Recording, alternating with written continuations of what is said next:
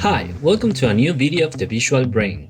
In this occasion, we will be talking about a worldwide known personality, recognized among other areas by his contributions to developmental psychology. We will talk about Erik Erikson. Erik Erikson, or Erik Erikson, was a renowned psychoanalyst of German origin, born in Frankfurt am Main, Germany, on June 15, 1902. He died in Harwich, United States, on May 12, 1994, at the age of 91 years old. Although Erik Erikson was schooled in the psychoanalytic tradition, his view of personality shifts the emphasis from the id to the ego, from biology to culture, from psychosexual stages to the problem of identity. He was particularly interested in child development, and in 1933, after emigrating to America, he set up practice as a child analyst in Boston. There, he developed the view that the influence of society was crucial in shaping the persons we become. Erikson maintained that the personality develops in a predetermined order throughout 8 stages of psychosocial development, from infancy to adulthood.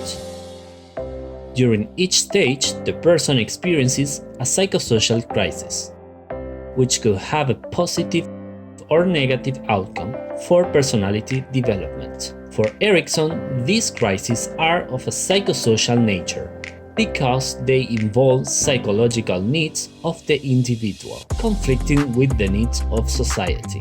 According to the theory, successful completion of each stage results in a healthy personality and the acquisition of basic virtues. Basic virtues are characteristic strengths which the ego can use to resolve subsequent crises. Failure to successfully complete a stage can result in a reduced ability to complete further stages, and therefore a more unhealthy personality and sense of self. These stages, however, can be resolved successfully at a later time. Now let's dive into each stage more in detail. The first stage is called trust versus mistrust. This stage begins at birth and continues to approximately 18 months of age. During this stage, the infant is uncertain about the world in which they live and looks toward their primary caregiver for stability and consistency of care. If the care the infant receives is consistent, predictable, and reliable, it will successfully overcome this stage, thus developing the virtue of hope. By developing a sense of trust, the infant can have hope that as new crises arise, there is a real possibility that other people will be there as a source of support. They will develop a sense of trust which will carry with them to other relationships, and they will be able to feel secure even when threatened. If the care has been inconsistent, unpredictable, and unreliable, the infant will fail to acquire the virtue of hope. This infant will carry the basic sense of mistrust with them to other relationships. It may result in anxiety, hidden insecurities, and an overfeeling of mistrust in the world around them. In this situation, the infant will not have confidence in the world around them or in their abilities to influence events. The second stage described by Erikson is that of autonomy versus shame and doubt. This stage occurs between the ages of 18 months to approximately 3 years old. According to Erikson, children at this stage are focused on developing a sense of personal control over physical skills and a sense of independence. This is derived from the fact that children in this stage are developing physically and becoming more mobile, and discovering that they have many skills and abilities. Success in this stage will lead to the virtue of will. If children in this stage are encouraged and supported in their increased independence, they become more confident and secure in their own ability to survive in the world. An example of a character for this stage could be Maggie Simpson. We can see her discovering her physical and intellectual abilities throughout the episodes. If children are criticized, overly controlled, or not given the opportunity to assert themselves, they begin to feel inadequate in their ability to survive, and may then become overly dependent upon others, lack self-esteem, and feel a sense of shame and doubt in their abilities. Initiative versus guilt is the third stage of Erikson's theory. It takes place approximately between ages 3 and 5. During this stage, children assert themselves more frequently throughout directing play and other social interactions. These are particularly lively, rapid developing years in a child's life. During this period, the primary feature that involves the child regularly interacting with other children at school. Central to the stage is play, as it provides children with the opportunity to explore the interpersonal skills throughout initiating activities. Children begin to plan activities, make up games, and initiate activities with others. If given this opportunity, children develop a sense of initiative and feel secure in their ability to lead others and make decisions. If this tendency is squelched either through criticism or control, children develop a sense of guilt. Too much guilt can make the child slow to interact with others and might inhibit their creativity. Some guilt is of course necessary, otherwise the child will not know how to exercise self-control and have a conscience. A healthy balance between initiative and guilt is important. Success in this stage will lead to the virtue of purpose, while failure results in a sense of guilt.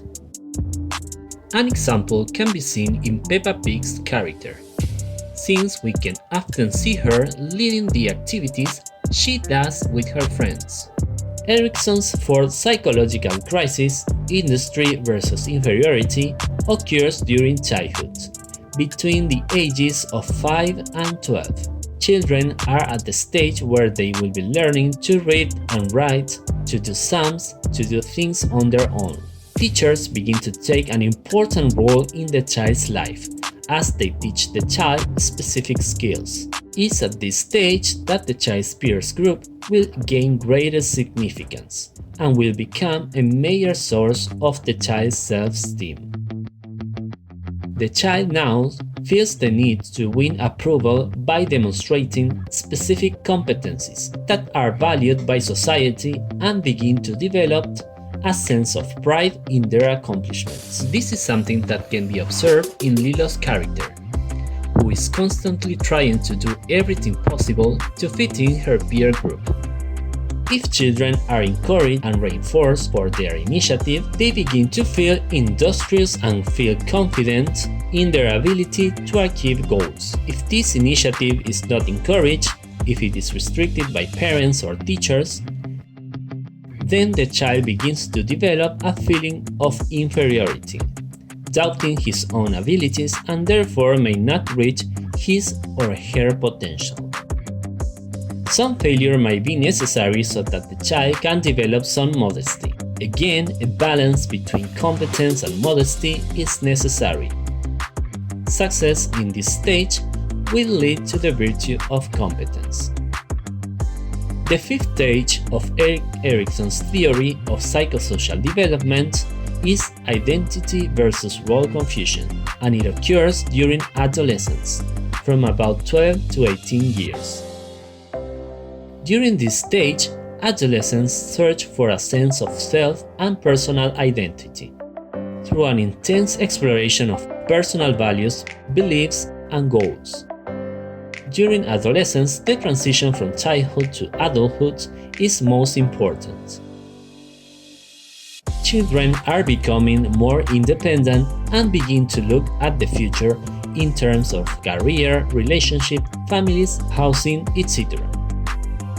The individual wants to belong to a society and fit in. This is a major stage of development where the child has to learn the roles he will occupy as an adult.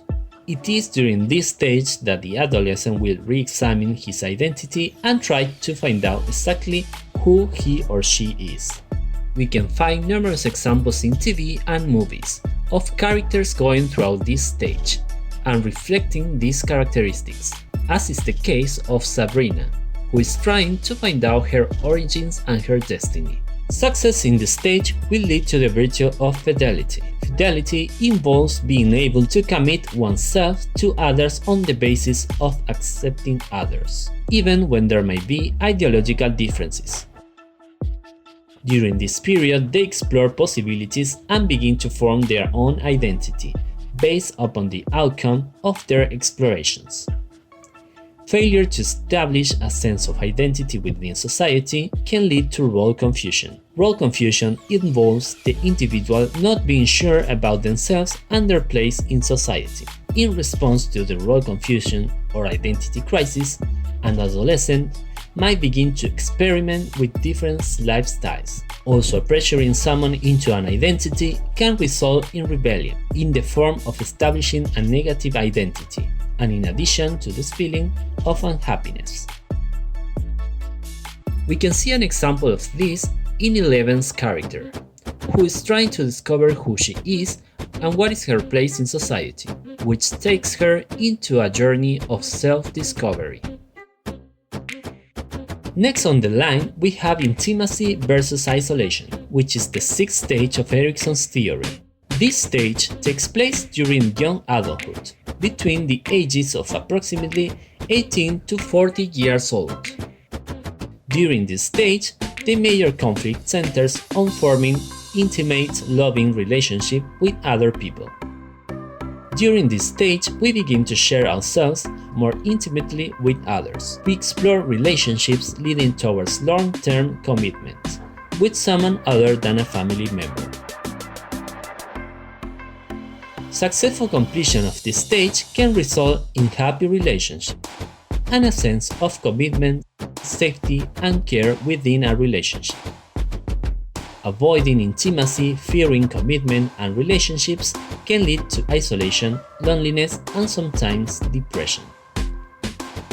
Success in this stage will lead to the virtue of love. We can see an example of this stage in the TV show Good Girls, where we can see three mothers going through economical difficulties, but they get to strengthen their confidence and take care of each other in order to overcome even the most dangerous situations and getting a positive result. It is a perfect way to observe how there are moments in which adults think about loneliness and how they search for their own space, but they search for company as well. The seventh stage of Erikson's theory is generativity versus stagnation. This stage takes place during middle adulthood, that is, around ages 40 to 65. Psychologically, generativity refers to making your mark on the world throughout creating or nurturing things that will outlast an individual. During middle age, individuals experience a need to create or nurture things that will outlast them, often having mentees or creating positive changes that will benefit other people. We give back to society through raising our children, being productive at work, and becoming involved in community activities and organizations. Through our generativity, we develop a sense of being a part of the bigger picture. We can observe this in Moana's parents, since they are in this age group. They try to invest in their community and guide Moana to do it as well.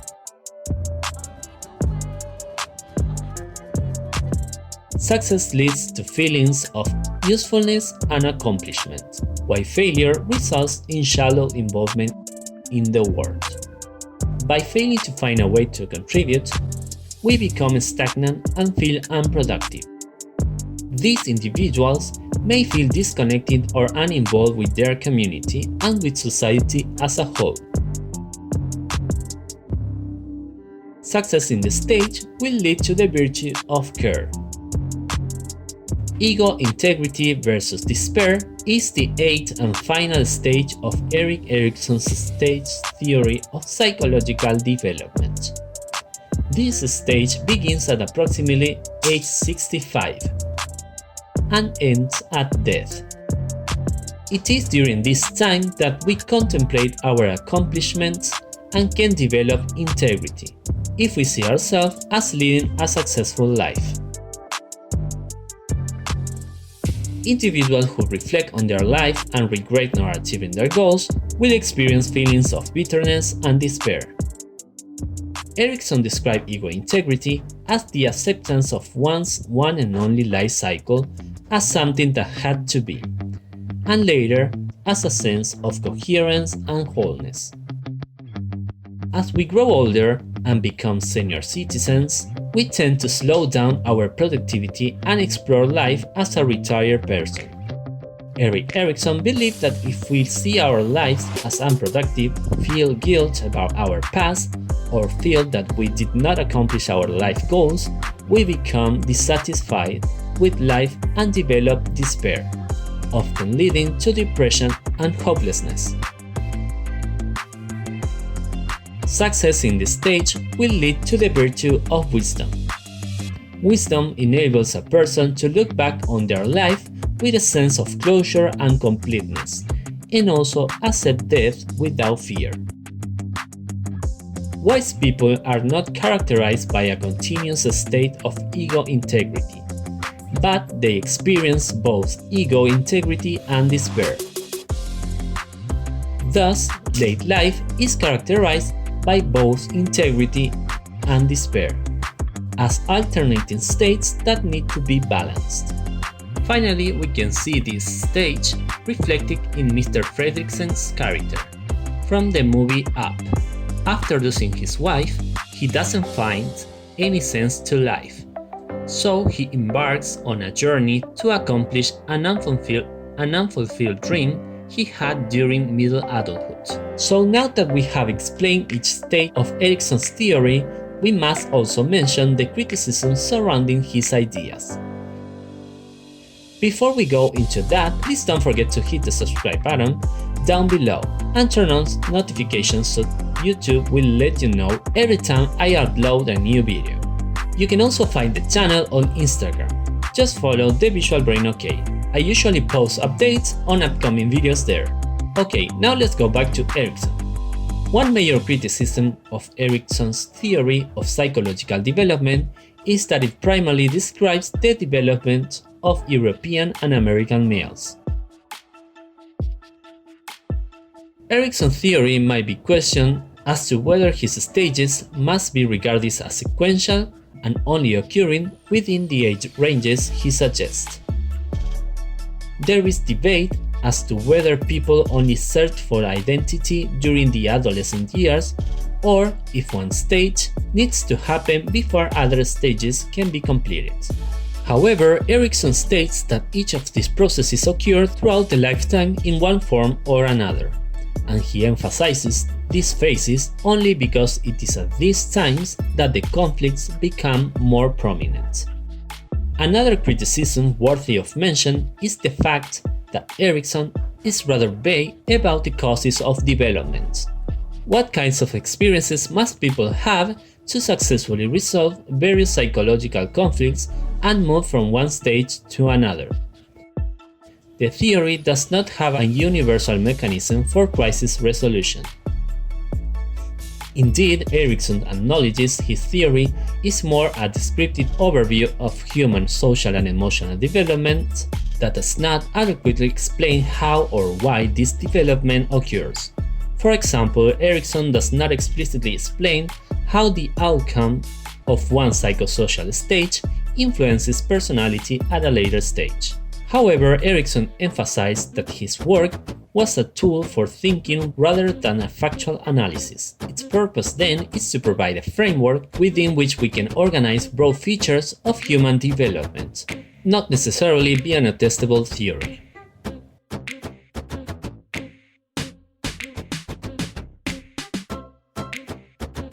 Although support for Erikson's stages of personality development exists, critics of his theory like McCrae and Costa provided evidence suggesting a lack of discrete stages of personality development. Despite the different criticisms surrounding Erikson's theory, there is no doubt that one of the strengths of this theory is its ability to tie together important psychosocial development across the entire lifespan. By extending the notion of personality development across the lifespan, Erikson outlines a more realistic perspective on this topic. Based on Erikson's ideas, psychology has reconceptualized the way the later periods of life are viewed. Middle and late adulthood are no longer viewed as irrelevant because of Erikson. They are now considered active and significant times of personal growth. Erikson's theory has a good face validity. Many people find that they can relate to his theory about various stages of the life cycle throughout their own experiences.